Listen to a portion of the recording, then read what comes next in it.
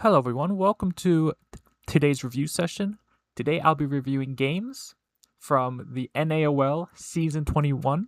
This is round 5, so this is the final round from Season 21, so hopefully I have all the players that have participated. Hopefully you played well and you won all your games, but if not, there's Season 22 to look forward to next time.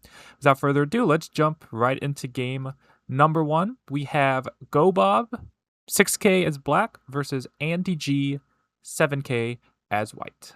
So let's go. And we get a opening, very famous, Sanrensei by black. And I've covered this many times in my videos on how to deal with this. And we'll see if white's able to conquer it. So white starts by just playing elsewhere, which is totally fine. Black approaches and white pincers. Now, when you get this pincer, and realistically any pincer from when you approach high, as opposed to playing low here. When you approach high and your opponent pincers somehow, generally speaking, you really want to only play C17, or in this case, the 3-3, or in all cases, the 3-3, I should say, because this is just in a lot of scenarios. It doesn't matter which pincer your opponent uses, whether they do this one or this one, any pincer they choose, you want to go for the 3-3. Pretty much saying, because what would white normally take in this position? White would take a pretty hefty corner like this, right? So by taking the 3-3 away from them, we're pretty much, okay, if you're going to pincer me, I'm going to take away your corner. Now, again, there are complications that can occur, especially if white plays this variation. But if you get comfortable with these variations, you'll realize it's actually going to end up being much better locally. You're going to have a much more comfortable position than if you do something else. Now, the key is, if you're not going to do this one, basically, whatever move you end up playing, you want to keep these two white sides separated, these white stones separated. So some other moves that have been played in the past include moves like B15, or even moves like E14, like this. This does keep white separated, believe it or not. So those are the moves you want to play. Now what black does in the game is black plays this one, but this move fails to accomplish that goal that black should have, because white can now connect under. And if you're curious about this diagonal, just to show you really quickly, white looks like white can connect, but because of where E14 is placed, white cannot cut back at D14 because of the tiger's mouth.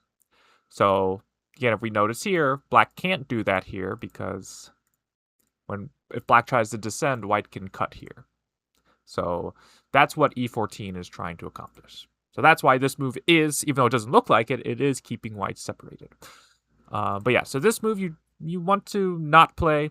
It lets white connect, so white does. This is correct. Black goes there.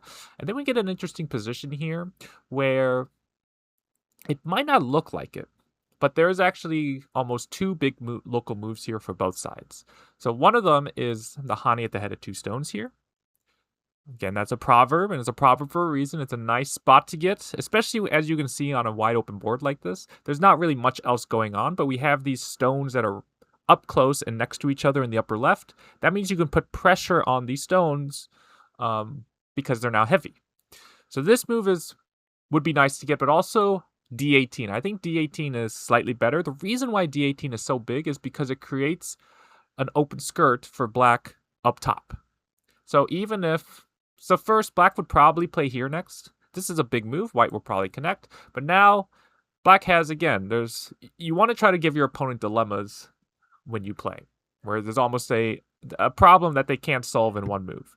So for example, if black tries to play some sort of extension, there's always going to be Aji underneath, right? Because now that we've played a D18, we can threaten to connect under. If we haven't played D18 though, and black does something else, right? And we try to play a move here, you can see now we don't get that connection underneath. So that's how D18 is so powerful. As well as, since we're talking about the corner, it's just a big spot.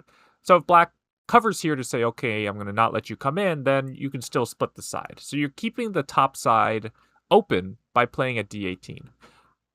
What that means is when white goes here, this is actually a very big cut. Because once again, we're not just talking about the corner. So you're taking away a lot of corner points.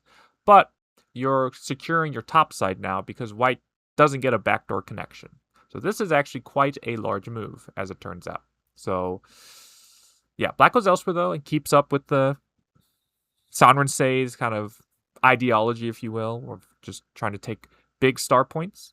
And white plays the 3-3, which, again, this shows a lot of confidence. And if you can make this work, this almost simplifies the position of a Sanrinsei. So I don't mind this. This is how I would play.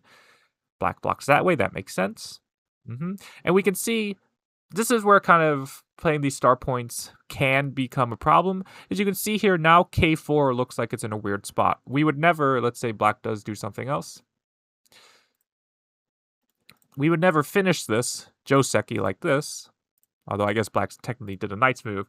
But you would never then play at K4. So you can see K4 becomes a almost inefficient move there.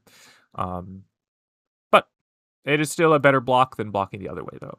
So we do this, white approaches, black pincers, and we get this Joseki. Now, yeah, new age, this is, again, old school Joseki. And whenever I say old school, I really just mean pre-AI. So by old school, I guess, that'd be like 11 years ago or so. Maybe a little less than that. But yeah, this is kind of the old way to handle it as white. But now AIs have shown us that S17 is a very efficient way of fixing our weakness here at the push and cut. And even if black can cover and play this, again, we've created that open skirt on the side, kind of like how D18 created the open skirt up top. Playing S17 creates the open skirt on the side. So that's where S17 comes in. And even though black can double Hane, there's cuts we can use, and we're alive in the corner. So yeah, this is, believe it or not, better for white than the game. But so then we have this position, right? And in this kind of position, it feels like black got everything black wanted.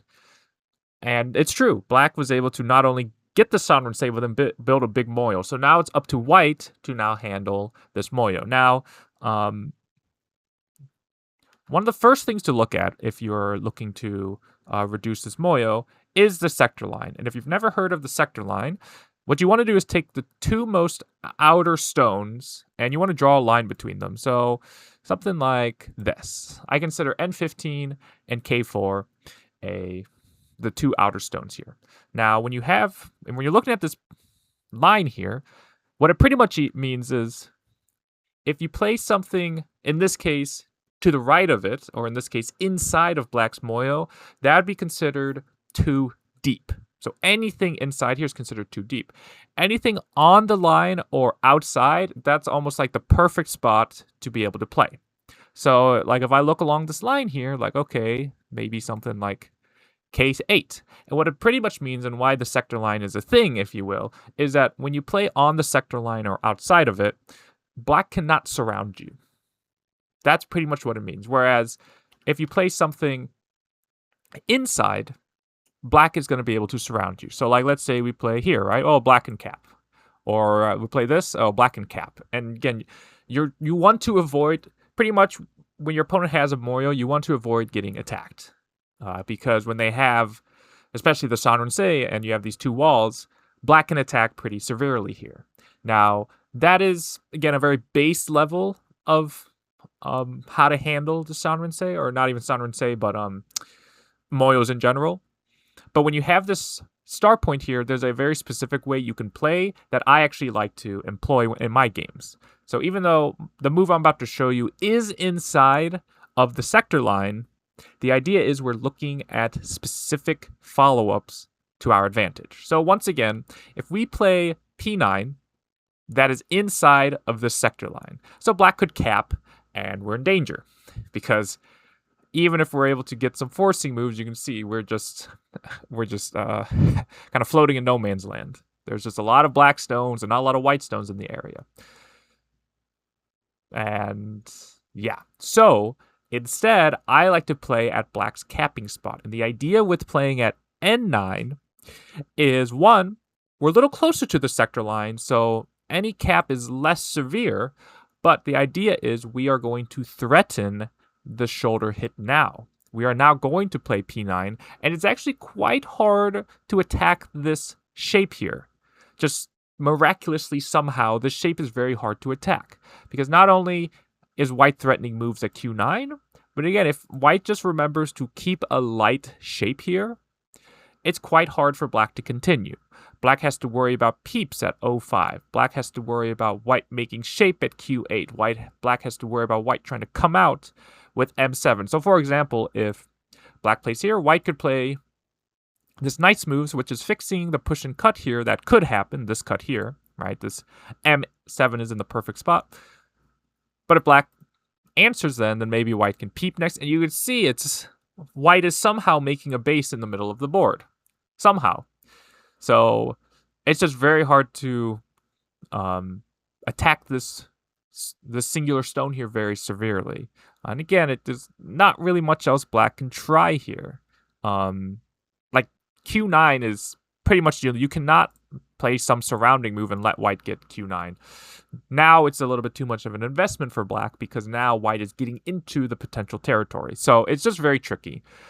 So this, think about it almost like a large knight's approach to a side stone. That's how you can handle moyos, because the idea is we are threatening the shoulder hit next, but if we were to shoulder hit directly, black takes that spot. In this case, black takes that spot. So yeah. So if you look at the sector line, right, though, if you're not going to do the sector, or if you want to look at the sector line and you want to try to play on the left side, in this case, the left side, the outside of the sector line. And if you're not going to do that, then you're going to need to look at follow-ups. But remember, the deeper you are in the moyo, the harder it is. White plays here. This is so deep inside black's area that it's a little too much. It's a little too much. So, yeah, if anything, you want to look to maybe even attach or do something direct. This almost feels like a normal, quote-unquote, normal move in black's big area. But okay, black kicks. I like this. White at least jumps, yes. While this is the normal way to play, jumping creates a light shape. But now black goes down. This could be mistimed. Because you have to ask yourself, okay, is white actually dead if we ignore? If white ignores, because again, now white is out, it's a lot harder to attack white. But we're basically saying, can I attack the corner? But when white can attach here, you actually cannot attack the corner that well, because you can't actually hane here because of this cut. There's actually no great continuation. It's a tricky scenario. It's a tricky scenario. Even white might be able to play here and be able to live somehow. So, because of this attachment, white's actually still alive somehow. And so this move is kind of away from everything that's happening. Black should just play. It's almost like black didn't fully ask themselves, what if white ignored? They just kind of looked at it and said, okay, it kind of looks like Sente, which white does answer, but white should really try not to. Black leans, white goes there, stand up, play there, yes. White goes here. This is the right idea, but the proper shape point of the knight's move is the dog face. So white can play here, and this would be fixing white's knight's move as well. So black probably blocks, and then white would continue. Play there. Very similar, but white goes there. And then white pushes and then goes here. So the key here for black is white is not alive yet here. As long as you do not see two eyes, even forcing your opponent to make two eyes, that is still a good result. So black should really just be focusing on this. And so this move's fine. This move is fine. But then white cuts here. White cuts here. And so the reason why white played this is for ladder breakers. So, okay, white was looking for ladder breakers. But realistically, again, white is not alive on the right side. And white's just made some potentially heavy stones here and just cut. And when we have this cut here, the key is for black, these cutting stones are the most important stones. So whatever you do, you got to save the cutting stones. So black goes here. This is not terrible, but I'm looking at, because what would you rather have? 3 stones or more than 3 stones, right? What was that, 7 stones? I'd rather have the 7 stones. So I'm going to try to find some way to seal white in. Even if I just immediately turn here, even white extends and I can jump here, white is forced to live here. Even if white can live, we have sealed white in. That is a win. So the proper way I would do this is Atari, make white a little heavier, then turn. And yeah, this might be the way I would do it, or even connect solidly. Something like this. Or maybe Atari once and then go here. Basically, if you do this directly, there is some oddity of white wedging here. So I'm trying to avoid that. But regardless, I would be really looking at the right side here. The upper right. The upper middle right. White has a lot of groups on this board. So you go here. Okay, that's fine. Play there. White goes here. Again, how do you cut a knight's move? How do you cut a knight's move? Especially when you've hit it at the dog face spot. You jump across. This is the proper way. And it's because when you cut, your stone you cut with is stronger compared to here. Right? This stone only has 2 liberties. So yeah, this is one of those things I always talk about with shape, is if you can recognize this shape here, you have the knight's move, and you're at the dog face spot, you always want to cut here. You always want to cut here. And again, you can't always cut here, but this should be the first way to cut that you should be thinking about. And this is where shape knowledge is so valuable, is I don't really need to think, how am I going to cut this, when this is oftentimes the proper way to cut. But we play it this way. Play there. Then black goes there, okay? And then white goes here. Which, remember what I said, right? The most important stones in this area are these cutting stones here. So no matter what black does, black should not give up these cutting stones.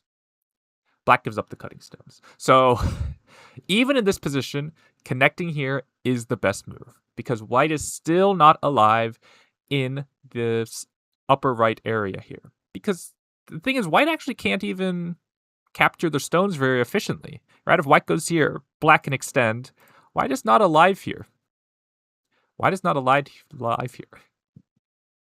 So, yeah. So white's able to capture. So now pretty much all of white's stones are connected. And yeah, somehow black messed up here. So whenever you're fighting black, you need to, one, keep an eye on, like this whole time, when white cuts here, or even when I jump here, I'm thinking I'm going to surround white somehow. So it doesn't matter what happens, I'm going to surround white. But black almost got kind of caught up in this local fight here, and in the process, white was able to capture it. And for white, you cannot make more than 1 weak group. So even though there is a weakness here you can look at, yeah, you have to just take care of your groups. You have to just jump here, take care of your group, and maybe if black does something else, okay, maybe my group's a little stronger. I even want to add 1 more move, but maybe my group's a little stronger. Then I can look to play the moves I play in the game. But you can't make a bunch of weak groups.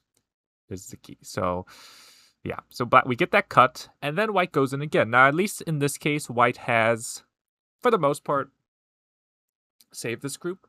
And the one more really key spot here in this game, I like this turn. White extends. Okay. That's all right. White attaches. Kind of ended in gote, though. But then black goes here. White wedges, and then goes down. But notice, it's Miai to separate white. White is still not connected to the corner. So black blocked here, which is pretty big at L10. Black can just Atari this way, and there's no way for white to continue. Not only would the right side be struggling, but this entire tail here is cut off, right? If white goes here, I can cut still, and if white goes here, I can cut still. So again, you gotta stay sharp. You gotta look for these opportunities that you're creating for yourself, but just not capitalizing on. Okay, but you get this Hane, and to be fair, like this is kind of small, but at least you're gonna get some sort of end game here, because when you connect, right, there's a follow-up at S1 that's pretty big. But again, black goes here, and I'm not sure why black Atari's this way. Now S2, white doesn't need to fix. So white just pushes. And this one I'm guessing is a misclick. I don't know why black would go here as opposed to this. But taking it at face value, white, you have to just wedge in here like this. It creates this cut here. And yeah, it just destroys black shape. White Hanes, though, we get this shape. White threatens to go under. Black kicks, okay, we get the attachment. This is all good. And even white sees this move here.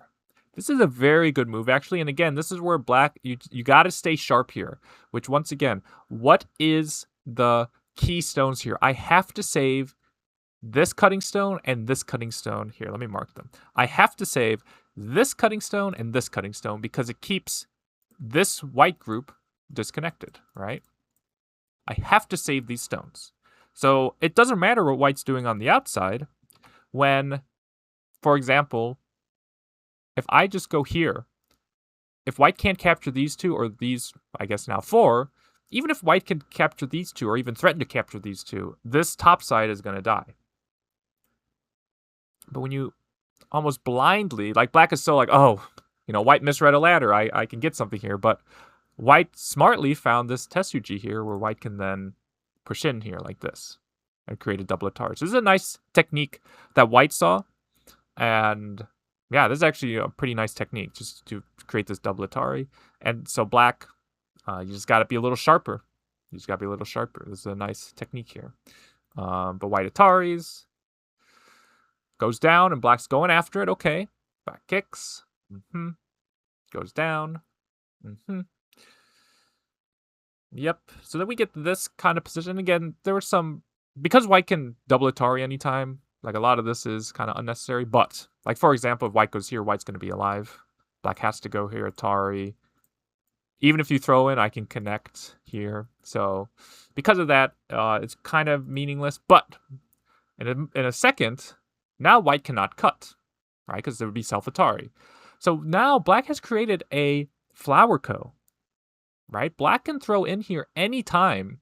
And what happens if black loses his co? Like if black does anything else? Oh, well, black just loses a couple points. But if white loses his co, right, let's say white answers this, even white threatens to do, I don't even know what. I don't even see a good co threat, but let's say something like this.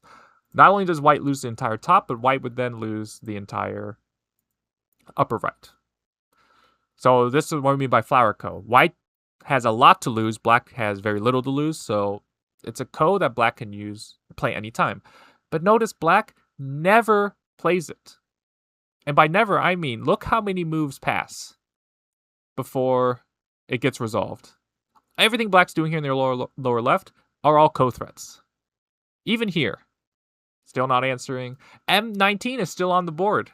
And so everything black did here in this game, where most of these were co threats in the lower left, but black never used it. So even right at the end, black went F19 and white threw in to fix the co. So yeah, just to go over the fight here in the lower left really quickly. Yeah, this is, again, if you draw the sector line, this is way too deep. I don't mind this move, but this is a shape I always talk about in my videos.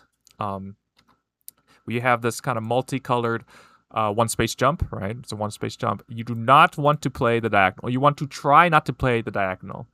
You want to try to play other moves first. Because, like, for example, in this case, if white had just descended like this still threatens to connect at F2. So if you have to play F2 anyways, or some move like this, why not just play F2? So yeah, you don't want to make this shape. Okay, play there, yes. Again, this is complicated, but like if black simply just,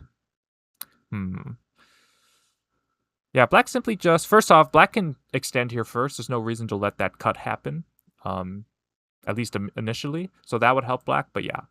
After this, again, the thing is, all of these are co-threats too, which is kind of the crux of the position. Yeah, even here, black could just go here and cut this. So it just felt like, even though white's maybe initial moves were a little crazier, or a little, I don't want to say overplayish specifically, but just a little more adventurous, if you want to put it that way. White's reading in a lot of local areas was a lot better, not only capturing these two stones, but being able to set up this double Atari here, and then being able to capture this bottom left here. So again, the key here, like all of this is co-threats that black could be using in the upper side. So with all that being said, though, it is still a very, very close game. And yeah, it's also important to note, like, black just lost 2 points there. Black can just Atari like this. Black hasn't thrown in, lost a prisoner, and gains a point, but okay. Get that, do that, and yeah, with everything said and done, it was still a very close game. So it just means, like, black, you were in the driver's seat for a lot of this game. You just needed to just play a little sharper. Even here, there's not really that, well, there actually is quite some co-threats, but there's actually still a co here if black had played this. So yeah, this would be a pretty big co. So Yeah. But we didn't get that. And we get a very close game. Let me double check. It was... Yeah, white by 4.5. So even black was leading on the board. But yeah. So black, just be a little sharper in local areas and try to... Yeah, look. You're creating the good positions. You're just not capitalizing on them. And for white, you can't make so many weak groups. You made a weak group on the right side, then you made another weak group on the right side, then you made a weak group up top, then you made a weak group on the bottom. And yes, in this game, you were able to, let's say, wiggle your way out of all the scenarios, but yeah, you can't really, not that you were necessarily banking on your opponent to make mistakes, but black definitely needed to make mistakes to let white back into this game. So, but yeah, that's it for game number 1. Let's move on to game number 2. Hello, we are back with game number 2. We have vanecho, 7K as black versus andyji 55 as white, who's also 7K. So let's get into it. We get very normal approach. We get this pincer, which is possible. It is possible. And then black plays a very strange move. And this is one of the moves, black, where if you just don't play this move, you will be a stronger player. Black goes here. Yeah. This is simply play the 3-3. Just simply play the 3-3. Yeah.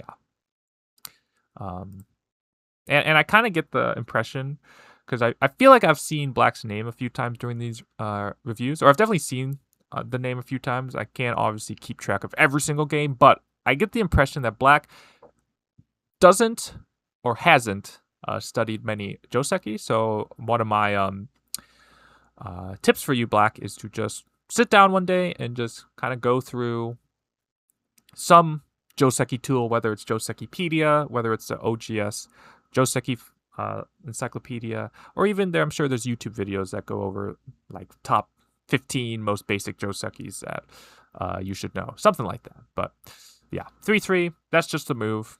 If you can learn to play josekis, even if you're not playing the josekis in the right positions, that's better than freestyling and not playing josekis. But okay, white extends, we get the kick, and white jumps. I really like this move, because again, the normal way you'd want to play is to extend 3, but white actually has a further extension. So instead of saying, okay, that's good enough, right, I kind of have an extension, white fixes the area, but instead of playing a move like this or like this, white jumps. So this is a very efficient way to fix. I love this move. And then as black, look at the parts on the board. Look at all the sides on the board, right? How big is this side? How big is this side? And how big is this side? And which side should black play from? Well, the top, right, and bottom are all roughly the same, but it is very clear that the left side is pretty much taken up and not worth that much. So black should just do anything else on this board, but black plays here. Now this move by itself is not a horrible move. It's an asking move. White, how are you going to answer?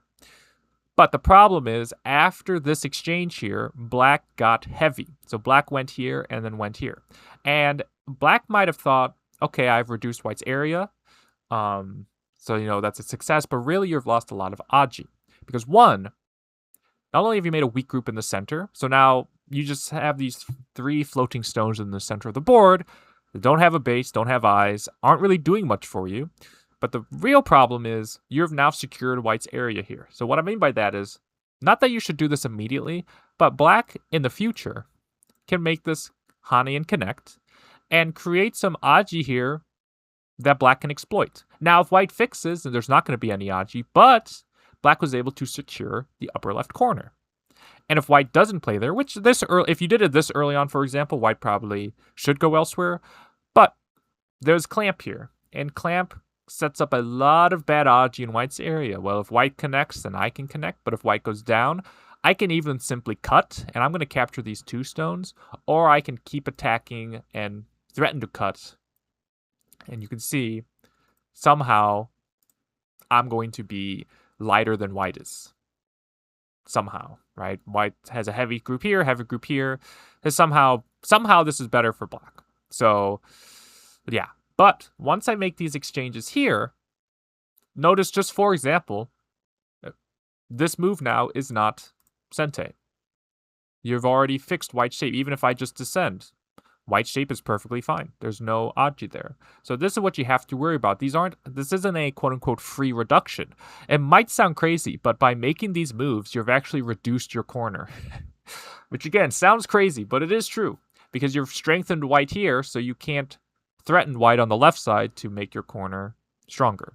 So that's what you got to think about is, okay, it might look like I'm reducing white, which is true, but you're all losing a bunch of aji, and you're creating a weak group. Okay, black. Black does connect, and white goes here. Black pincers, and we actually get a old school joseki, which again, old school simply means pre-AI, and AIs don't really play much anymore. I think technically after this push, then black goes up and then goes here, but it's so this is the joseki proper, and after this happened, white would probably fix somehow, maybe like this. In normal circumstances, white can just go elsewhere. In this case, where black does have these kind of floating stones that weren't doing anything before, they could potentially be some thickness to attack my group here. So in this case, I might want to add a stone. But normally you wouldn't have to. You could just do something else. But black pushes. And then black goes here. And yeah, without much thought, where do you think white played, right? White's just going to block here. But white goes here, which this move is very perplexing to me. Because if black simply just stands up, these three stones are just out of luck. They're just floating in the middle of no man's land. And yes, you might be able to take the 3-3, but black's able to just really connect up pretty efficiently. And these three stones here are, they're pretty much dead. I don't need to sugarcoat it. These stones are pretty much dead. They're deep inside black's area. They don't have a base. They don't have friends nearby. Now, all of a sudden, black's moves here that were not really doing much anymore are now making a big black moyo up top. So, yeah, so just cover here. Even though there's cuts, and maybe that's why white didn't do this. Even though there are cuts, if black wants to activate the cuts, for example, like this, black themselves need to cut. Right? Black, even though I might be cut up as white, black is also cut up here. M14 is cut. O14 is cut. And obviously this big black group here is cut. But when you allow black to just go here, you are cut, but black has no weakness. So, yeah, just cover and, yeah, black answers. Even here, white ignored that. Okay, I'm going to play this one. Now, black does this. This move is not terrible. It is a little more efficient, and I do like this move. But it is important to note that you have run with scissors. And basically all that means is you ran with the knight's move in the center of the board. And so there's more aji that way. So even if black had played the one space jump, there is some weakness, but not as many as if you play the knight's move. So white turns here. And again, this feels pretty greedy because white's trying to play in the upper right, but also the top. But as black, I would again take a deep breath and simply just fix my knight's move. I would play this move. Now, if white ever tries to hane, I can cover, and it's miyai. I can connect still at N16 or cut at L15. And the idea is white is not alive in the upper right yet either. But black hanes, white goes here. Once again, it doesn't look like it, but H18 is humongous. Because where is white's closest friends on this board? Like, I guess O15 are close, but remember they're kind of cut off. So white really needs to run into the center first. And so you can see the left side is quite far away. So just taking H18 means, okay, I got rid of one of white's very big moves, but also I'm creating a base and some territory for myself. But black goes here, which once again, this is a better example that I can use. But when you have this shape, and this is what I mean, like, we're often taught the empty triangle is a bad move, and it is a bad move. But obviously there are times to play the empty triangle. Not often, but sometimes. And so I think this one space jump of both colors should be under the same scrutiny as the empty triangle. It might not be as egregiously bad as when empty triangles are bad, but there are just much better moves that you can play. So you don't want to, the diagonal is last resort. You want to either play one space jump, knight's move, or attachment. These are the first moves you should be thinking about. And again, sometimes you could play the diagonal. I'm not saying it's a bad move, but like for example, in this game here, when you play the diagonal like this, white can maybe play a move here, which threatens to connect, and then all of a sudden white's out because you've played a slow move. But for example, like in this case, if you do want to keep white surrounded, this move would be keeping white surrounded, right? If white hanes, you can see you're putting much more pressure on the white stones. And it's because you've created a weakness here that white has to worry about. Or even if we play this kind of move, right? If maybe white goes here, we can still seal white in. So it has to do with speed and it has to do with liberties too. If white had played this one, white has more liberties than your move you just played. Whereas when you attach here, if white wants to continue, white is not gaining liberties this way. So, yeah. Take a mental image of this shape here and try not to play the diagonal. Try not to play the diagonal, the X marked spot here. There are often better moves than the diagonal. Yeah, white could do this. And if black pretty much has to answer. Black's trying to keep white separated, that is. And white's already out. So, yeah. White answers. And then, yeah, this kind of shape here should just feel kind of clunky. Where diagonal into iron pillar, it should not feel like a very quick shape. But black was there. So, like, all of this just feels like black almost feels invincible. When, in fact, in one move, white hanes and black gets cut off up top. So, yeah, we get this cut.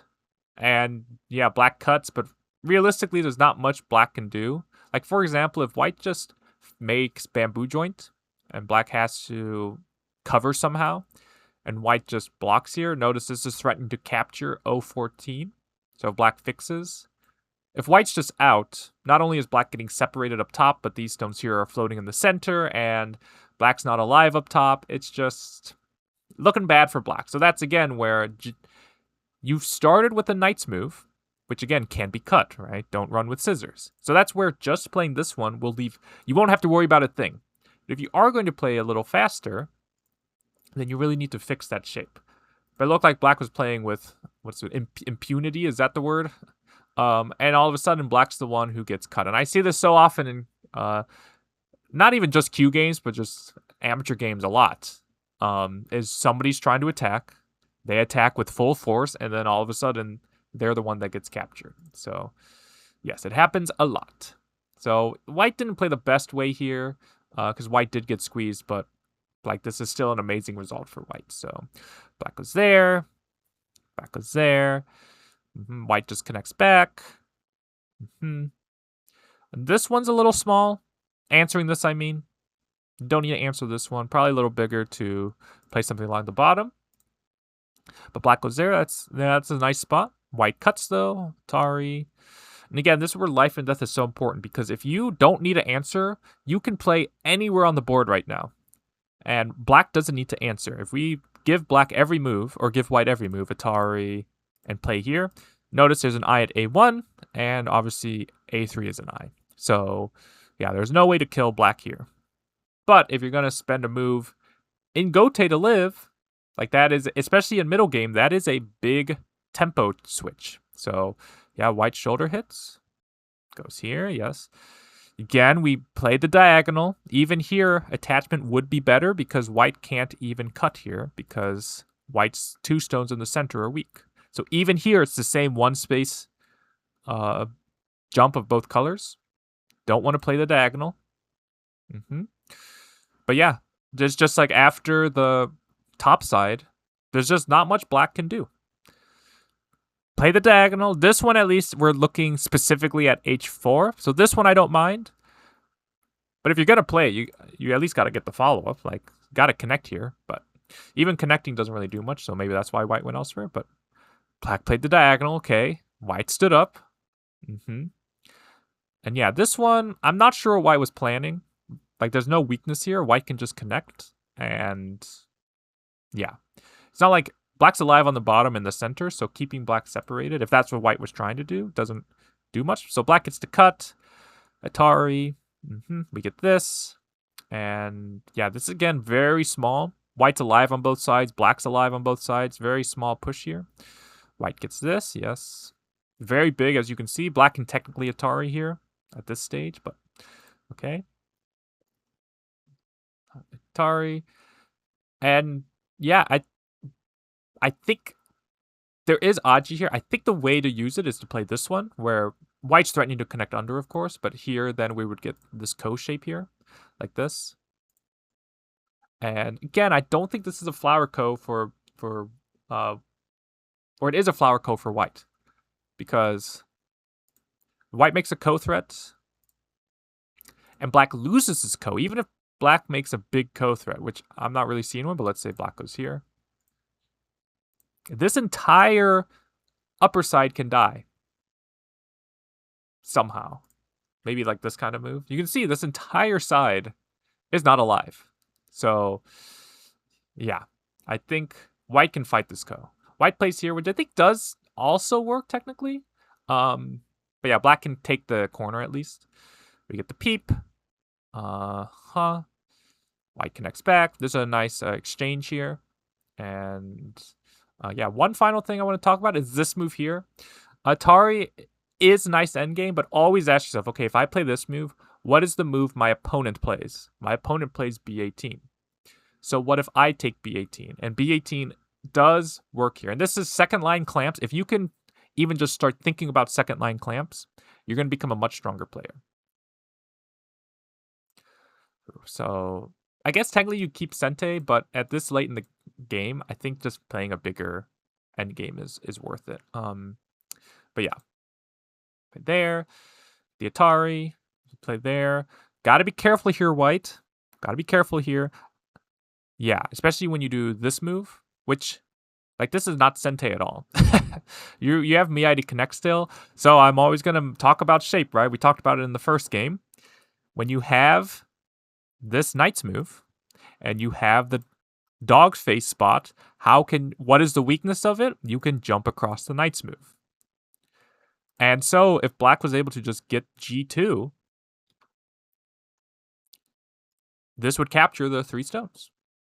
So this is the power of shape, is I just know, okay, I see the dog face, or the Knight's move, and I have the dog face spot, I can jump across. And if it works, it works. So in this case, it does work. So yeah, take there, then White fixed, and yeah, they just kind of finish up here, and yeah, White won by quite a bit. White did win by quite a bit. So again, I said it earlier, but yeah, White won by 36 points, 36 and a half. So when you have, or first off, Black, Josekis are important. They're good guidelines at least. So they're a good starting point, because you're going to just take, if you don't know your Josekis, you're going to take locally bad results around the board, and it's hard to come back from that. But also, don't destroy, or try not to destroy Aji. Remember some shape things, and this goes for both Black and White, to be fair. But yeah, remember some shape things, and remember, if you are on the offensive, to not just get so caught up in the attack. You got to be careful about, because every move the board changes. So whereas in 1 second you're strong, then a few moves down the line you might become weaker, and you might not even realize it. So just kind of staying diligent and keeping track of that is a very important skill. And for White, I actually really like how you played White. I would just say, again, you missed a big move up top, and missed some. And maybe it's because you felt comfortable, but I'll always say in these kind of league settings, you should really just test yourself, really try to push yourself. You played up some pretty small moves in this lower right corner when you could have attacked the bottom side a little bit more severely. But yeah, overall, White played pretty well, I will say. So yeah, that's it for game number 2. Let's move on to game number 3. We are back with game number 3, so let's jump right in. We got Cujar, 9K as Black versus Padrikos, 9K as White. Okay. And we get the attachment, and we get the offering of the avalanche, which Black's got more bravery than I do, because I don't remember a time when I have offered to play the avalanche. And yeah, I know some of the variations, but not enough to warrant me being able to play it in a game. So yeah, so white descends. I think that's possible, and then black goes down.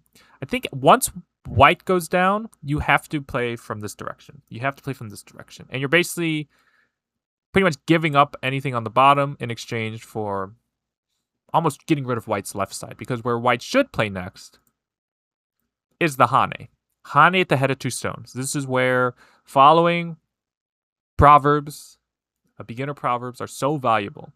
Because even though white might have been thinking, oh, there's some weakness of cut and play here, the problem is black stones are weaker than white stones. Because white only has 1 weak stone, but black has potentially 3 weak stones here. So black would still need to fix. But now, okay, even if we wanted to play a move to help, we could play a move like this now, which would still be hitting black's weakness there. So when you just extend here, it's a little slow. It's a little slow, but not bad. White goes here. And the one thing I have noticed, and again, three games is a small sample size, but I've noticed that I think in all 3 of these games, every player, when there's an empty corner, never approached from their side. Never approached from their side. And I'm just curious why that is. Is it we're just trying to break up our opponent's area? Is it... Yeah, I'm not sure. But it is important to note that, okay, if we play from this direction, and even if black can play the 1-space jump, we can build something ourselves. So it might look scary that, oh, black's getting the right side, but we can build something ourselves up top. So there's no need to play from this direction. You can. And again, not saying this is pretty much ever bad, but it is important to note that playing here has more synergy with our D16 stone than this one does. Black pincers. And then here, again, this is where if you know your Josekis, and again, kind of like in the other variation or the other game, the second game, where I'm not asking or I'm not recommending 9Ks, 8Ks to learn the most obscure Josekis that'll never happen. I'm recommending to learn just the very few basic Josekis that pretty much happen almost every game. So like in the second game, the lower left example, that comes up at least once every like 5 games. This 3-3 invasion probably comes up every game almost, where if you get a pincer, your opponent's going to 3-3. So if you just remember to just stand up here, you're going to get a much better results. Again, you're going to be set up much better in the middle game otherwise. So again, it's following our proverbs, right? If we go here, white can Hane at the head of 2 stones. So the idea is, like, by playing here, it looks like black's trying to seal white in, which, okay, that makes sense. But, so maybe black doesn't want to see this, but the problem is for white would then get sealed into the corner, which, as I've said many times in my videos, you do not want to get sealed into the corner. So even if white can still live, somehow, and that somehow is a very big somehow, like this somehow, the fact that white is completely sealed into the corner means white cannot get any more points, and this group is a non-factor for the rest of the game for white. Doesn't matter whatsoever. So white is going to answer this somehow, whether white does this and then goes here. So white's staying out into the center, but notice we're almost resolving the problem with the R14 stone naturally.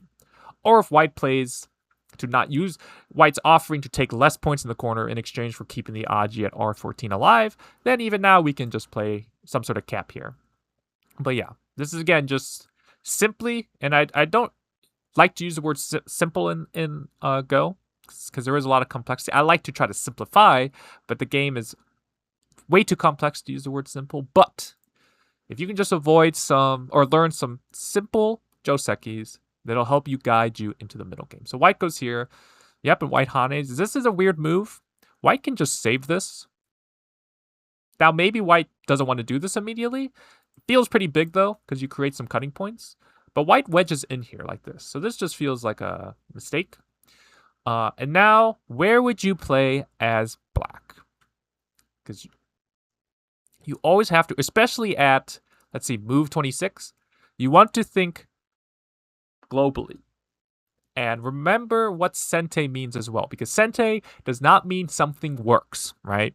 Sente is that it's the biggest thing on the board, and it would be almost a mistake if the person who has to answer the sente move didn't answer it. So what I mean by that is, what if black goes elsewhere? What if black takes a big empty corner in the lower right? What if white Atari's here? So if you treat this as sente, then it's probably still okay to go elsewhere, but it does feel like, okay, white was able to answer anyways, or like go somewhere else anyway, so like how important was getting one move? But the thing is, this move is not even sente, because what is white threatening? White is threatening to take 3 stones that, 1, we could just take back if we wanted, but 2, we could just play something else again. It's not like white can Atari here or cut here when white's an Atari. And if white has to connect, okay, I'll just do something else again. And you can see it takes a lot of moves to threaten to capture this right side somehow. So yeah, this move is pretty small. This move is pretty small. So now white's connection might feel small, but in reality, if white goes elsewhere and black can cut here, this makes the cut at P17 work. Even if white Atari's like this cut is going to work now. Because if you Atari down, I can cut at R18. So this I don't mind white connecting. But yeah, that's kind of the difference is, like, white can lose this whole corner if white goes elsewhere, but black losing these 3 stones here if you go elsewhere is not worth it. So that's how you have to evaluate sente, is what is it threatening and do I care? It's pretty much what you want to ask yourself. So black goes here. So we will see AI's approach from the 4th line, but in general, you pretty much never want to approach from the 4th line, and the simple reason is the corner is less of a possibility now as black. And what I mean by that is, why is playing here so good as white, or as black, I mean, or possible as black, I should say. It's because if white tries to separate you, notice what happens to white's shape. White has to connect here, and even after this, there's going to be some aji where if you can descend, and you can see white's shape is horrible. It's horrible, and it's because F17 is at the tiger's mouth shape. But any other approach move would allow white to make that tiger's mouth. So that's why we approach on the 3rd line. Is that when we invade the 3-3, we are taking away white's tiger's mouth spot. So yeah, that's the idea with this playing on the 3rd line. Any other approach, this one, anything, it would give white the tiger's mouth. So yeah, so that's why you need a very good reason to play on the 4th line. So I would just say, again, to try to simplify the game, just approach from the 3rd line. So we get that, yes. And the other thing is, if white plays this kind of variation, white's corner just becomes massive. It's just a very big corner now. So yeah, okay. White approaches, we get pincer. Yeah, white, whenever you get this variation, you don't want to switch to the corner. You want to simply just keep coming out. You want to just keep coming out like this. Yeah. Just keep coming out. Playing here would allow black to hane at the head of 2 stones. Again, it's a proverb for a reason, right? So it's a very nice move to not only attack white's 2 stones here, but build a nice right side. So you can get rid of the right side potential by just extending here. Black pushes and goes here, which again, this is go 101. If ABC, just play C. So if you're going to play Q7 anyways, it's better just to play this. Now, if you wanted to play this, it's possible, but you would need to then cut. But I don't think cut would end very well if you did. So that's where just hane and yeah, just hane. And the idea is, if white does something else, we wouldn't necessarily always push here. We might actually want to maybe play this into here, right? We might change what we do. So that's why we play the first move, or the 3rd move first, or the move last in the sequence first, because we might not play the same way depending on how our opponent plays. But yeah, white jumps. Black goes there, okay.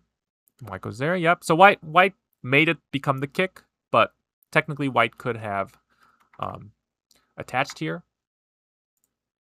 Because again, haning underneath, when black gets separated, even if black can live in the corner, black's outside would get destroyed. So, or under attack, I should say. White goes there, black kicks, okay. We get this, yes, white pincers, and we get this pretty crazy position on the left side. So, yeah. Here, I would just connect underneath. And again, this is one of those shapes that you kind of just want to remember. Just connect underneath.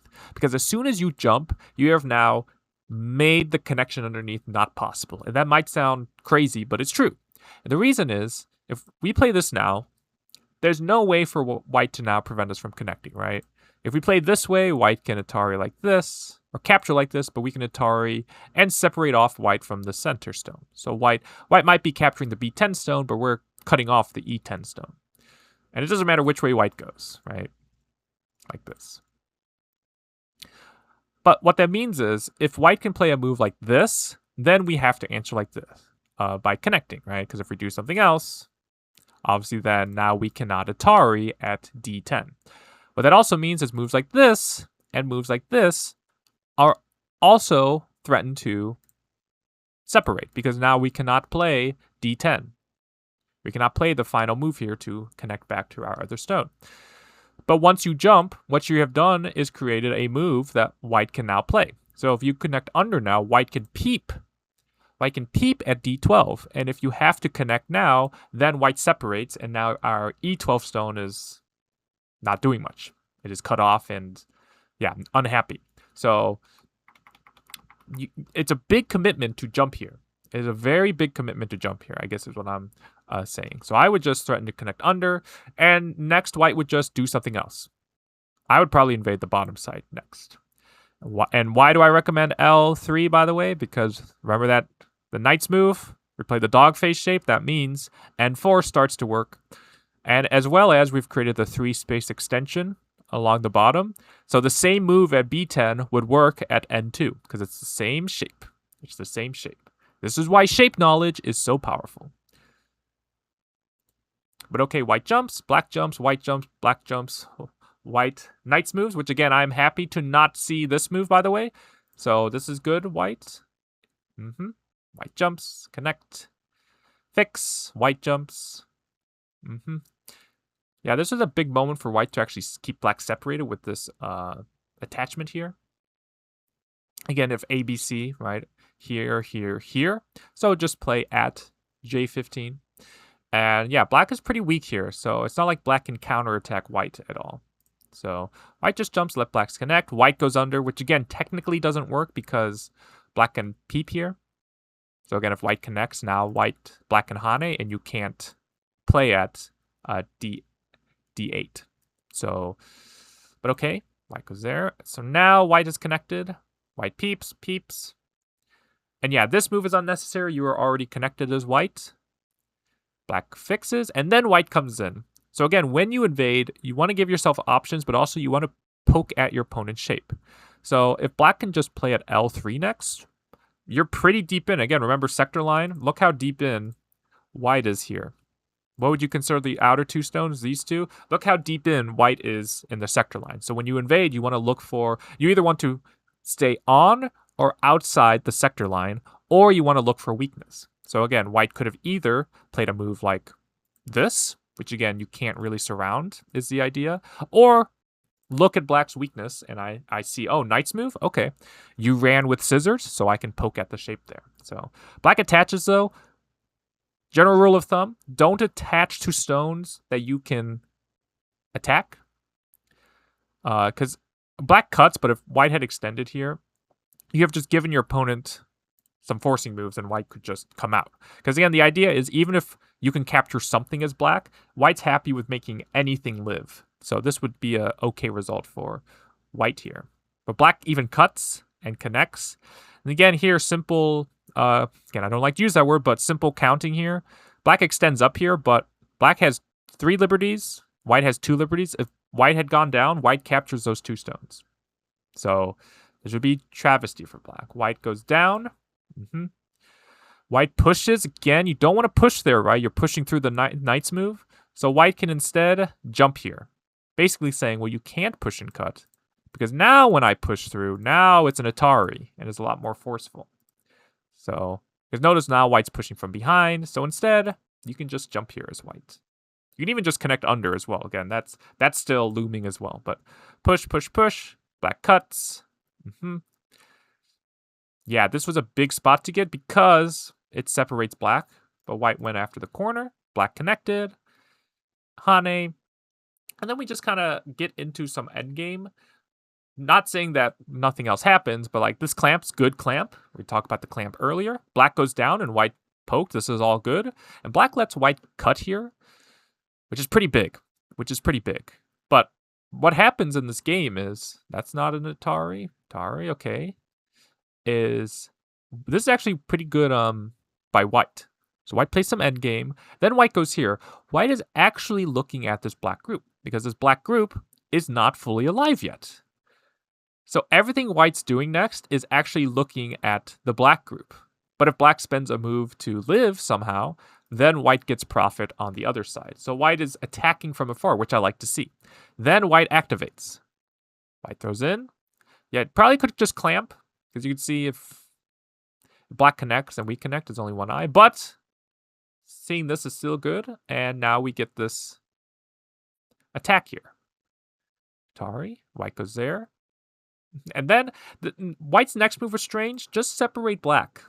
First off, there's no way for black to save this. But two, even if there was, like black can never cut here because of if black ever cuts there, I can always capture like this. So yeah, letting black connect back actually creates quite some agi. So even if we had gone here and black cuts here, we can just do something else. But playing here, now when black cuts, now there's a weakness there, which white saw. Although even still, if this Atari, because we can still capture like this, we're still okay here. So black Ataris, and yeah, if black had Haned, I think white gets captured here. Because what happens is, and this is for 9K, this is quite a good find by white. When black Ataris, black's like, oh, if you capture, I can capture. Or connect, I can capture. But white gives up the 2 stones and saves, because knowing you can capture black back, white is still alive. So that's why I think if black goes here, though, I don't think there's a way to prevent it now. So, yes. But yeah, if you just notice now in the upper side, black is just dead. And we get this ko here, but even if white had lost his ko, yeah, even though white's dead on the bottom, it's still too big. Now here, black just misread. This is actually a very nice move. And again, this is where knowing weaknesses of shapes is so good. That is the weakness of the one space jump, is the wedge in between. If you just Atari here, pull back, it's pretty big. But black Atari this way, which, yeah, now nothing. Black can't save these 5 stones here. So, yeah, white actually, captures, and yeah, black resigned here. So, yeah, and it was just kind of, I'm sure white wasn't planning to kill this, but when white clamped and black descended, I bet white was like, oh, okay, if you're going to let me, I'll take it. But, yeah, overall, pretty even match by both sides. For white, I would say you can really look to be a little more aggressive in certain areas. Yeah, like diving into the corners a little small, you could keep pressing on the side to attack the bottom. When you played on the bottom, you could have looked for weaknesses. And when black had these 2 sets of stones that were jumping into the center, you could have attacked a little better, or you could have attacked the top or the center left group. So there's a lot of ways for white to really take initiative in this game. And for black, just kind of the opposite. Like really just, you can't make so many weak groups. And if you are going to make weak groups, you got to know how to take care of them. So yeah, but overall, yeah, pretty close game actually. Despite the ending, I think both sides played pretty well and are pretty evenly matched. So yeah, that's it for this review session. That is also it for season 21. So season 22 starts back up June 23rd. So that's in a few weeks. And if you want to join, you have to sign up by June 17th, so a week before the season starts. And if you are interested in joining, all you need, it's free to enter. All you need, though, is a active membership to any of the North American Go associations. So as long as you're a member, you can join this for free. And I'll have all the information in the description if you're interested in joining. So yeah, hopefully we'll see you next time, and maybe next time I'll even be able to review your game on this channel. But yeah, thank you all for watching, and I'll see you all in the next video.